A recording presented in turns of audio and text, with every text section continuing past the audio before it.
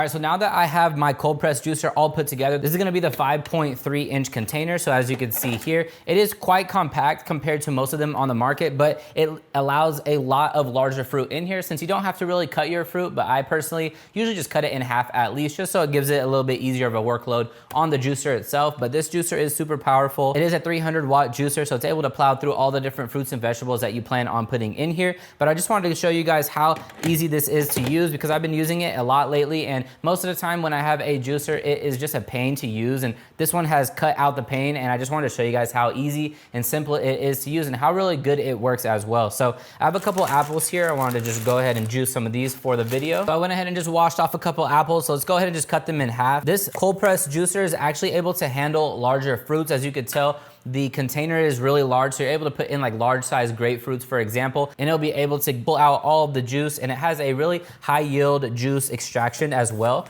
But I personally just like to cut the fruits at least in half just so it's able to get through the fruits and vegetables a lot faster, even though it is able to handle those whole fruits. So as you can see here, we are filling it up here at the top. So let's go ahead and push a couple of them down just like this to fit it in there. So right there, that's gonna be right around 4 to 5 different apples right there. Then we can go ahead and close the lid. And then we also have this attachment here at the top. So once we have it turned on, we could just go ahead and force the fruit and vegetables down into the motor itself to extract all of that juice. So let's go ahead and use the cups that are provided. So let's use one for each side of the spout. So we have one side, this is gonna be for the excess fruit and vegetables that the juice is pulled out of. And then on the other side is gonna be the spout for the actual juice itself. If you wanted to, you could have this closed so it can build up the juice in the container, or you can have it completely open. So let's just go ahead and leave it open for the purpose of this video. And let's go ahead and turn it on. It is actually pretty quiet for how powerful it is. So switching it to the on option, you can hear that it is already going to work.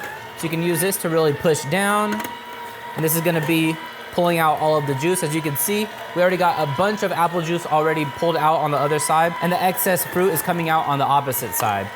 And if you notice, when I put in the apples, I actually left all of the seeds, I left all of the stems, the skin, everything, because this is actually really, really powerful of a juicer. So you don't really have to worry about cutting your fruits into smaller sections for this juicer to be able to pull out juice from all of your fruits and vegetables. And another feature here is gonna be the rev down here at the bottom. So say the apples actually stop getting pushed down to the bottom, you can go ahead and put it on rev. That's gonna actually turn it the opposite way. So that's gonna help with mixing up the fruit and vegetables in there and just giving it more of a chance for it to get pulled down. As you can see, it's already pulling a little bit more juice and more excess apples at the other side as well. I do have one more apple left over, so let's go ahead and throw that one in there now that we have a bunch of extra space. So we can go ahead and pop the lid open here, throw those two in there, close it once again and turn it on all the way. You can hear it already going to work. Use the attachment to again push it down to make sure it's getting all those apples down there at the bottom and pulling out all of the juice. And we're already almost at a full cup of apple juice, which is crazy because I only had maybe 4 or 5 different apples in there. So you're really able to pull out a lot of juice yield out of this cold press juicer, which I really love. And again, it is super quiet and super easy to use because of how powerful it is. All right, so let's go ahead and cap it off there. It's actually producing way more juice than I thought it would. So it's already made a full glass of apple juice. As you can see here, there's a small, tiny amount of foam on the top, as you can see there. So if you wanted to, you can go ahead and scoop that off, or you could just drink it as is. So let's go ahead and give it a taste.